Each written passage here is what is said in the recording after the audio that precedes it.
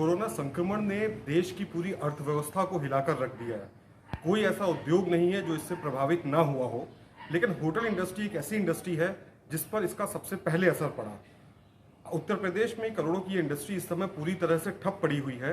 हालत यह है कि इसमें काम करने वाले हजारों लोग घरों में बैठे हुए हैं। पहला जैसे पहले अपने इससे ये चला गया था, लहर चली गई थी। उसके बाद में हम कैसे तो उबर गए थे। सडनली फिर दूसरी लहर आ गई। उसके वजह से काम एकदम पूरा बढ़ गया। जैसे कि पूरी शादियाँ पूरी कैंसिल हो चुकी है। सभी कॉरपोरेट जो आने की थोड़ी हिम्मत कर रहे थे वो भी आना बंद हो चुके हैं सर। कैसे कैसे करें, जो बार की फ़ी है गवर्नमेंट की, वो कैसे पे करें, वही वही बड़ा बिग क्वेश्चन है। और कैसे बिजनेस चलाए।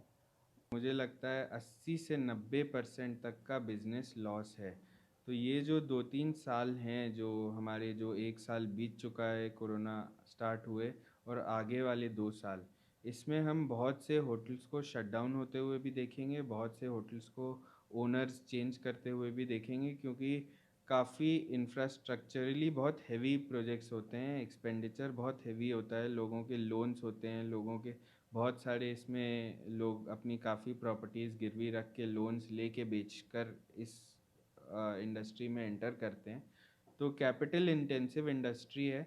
तो मुझे लगता है कि बहुत बुरी तरह से नुकसान पहुंचा है, और आगे आने वाले 2-3 साल तक इसके इफ़ेक्ट्स हमको दिखेंगे। हॉस्पिटैलिटी केवल हॉस्पिटैलिटी नहीं है, बाकी इससे एसोसिएशन बहुत सारे बिजनेस हैं, चाहे वो कपड़े का हो, चाहे बैंड बाजा का हो, चाहे कैटरिंग का हो, चाहे डेकोरेशन का हो, चाहे टेंट हाउस हो। ऐसे बहुत सारे बिजनेस है जो इससे एसोसिएटेड हैं कि सेंट्रल गवर्नमेंट अपना जिसने भी कर्ज लिया है उसमें वो इंटरेस्ट रेट कम कर दे, और जो मोरेटोरियम पीरियड है जो कि कुछ समय और बढ़ा दे कि आने वाले समय में जब बेहतर समय आएगा तो उस समय वो अपने कर्ज चुका पाएँ। इसी तरह से स्टेट गवर्नमेंट से मैं उम्मीद करूँगा कि जो होटल के लिए बहुत समय से एक लंबित डिसीज़न है, जो बहुत सालों से पड़ा हुआ है कि होटल को एक इंडस्ट्री का दर्जा दिया जाए, तो इंडस्ट्री का दर्जा मिलने से काफ़ी सहायता मिलेगी।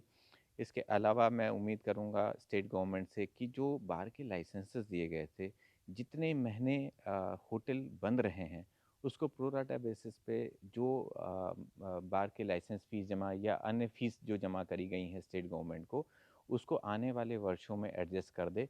और मुझे बड़ी उम्मीद है कि उत्तर प्रदेश सरकार जल्दी ही अनलॉक धीरे-धीरे सभी मार्केट को करने लगेंगी।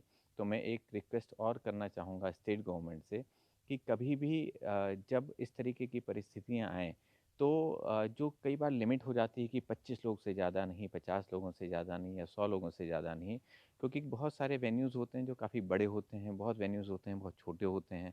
तो इस तरीके का कोई फ़ॉर्मूला आए कि इतने स्क्वायर फीट में इतने लोग रहें, तो इस फ़ॉर्मूले के हिसाब से बाकी सारे वेन्यू वाले अपने-अपने कैपेसिटी के अकॉर्डिंग वो लोगों को इकट्ठा कर सकें।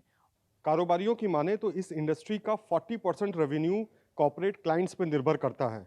कोरोना संक्रमण के बाद वर्क फ्रॉम होम के कल्चर ने इस क्लाइंट को इंडस्ट्री से पूरी तरह से दूर कर दिया है। मौजूदा हालातों को देखते हुए अगले 3 से 4 सालों में ही इस क्लाइंट की वापसी की उम्मीद जताई जा रही है। वहीं दूसरी ओर शादी बारात इन सब के बंद होने की वजह से यहाँ से भी आने वाली आय पूरी तरह से बंद हो चुकी है। इन सब के बावजूद बिजली का बिल, बार का लाइसेंस, इन सब के खर्चे जैसे के तैसे बने हुए हैं। मौजूदा हालातों से उबरने के लिए सरकार की तरफ से काफ़ी उम्मीदें जता रहे हैं। आशीष त्रिपाठी, ईटीवी भारत, लखनऊ।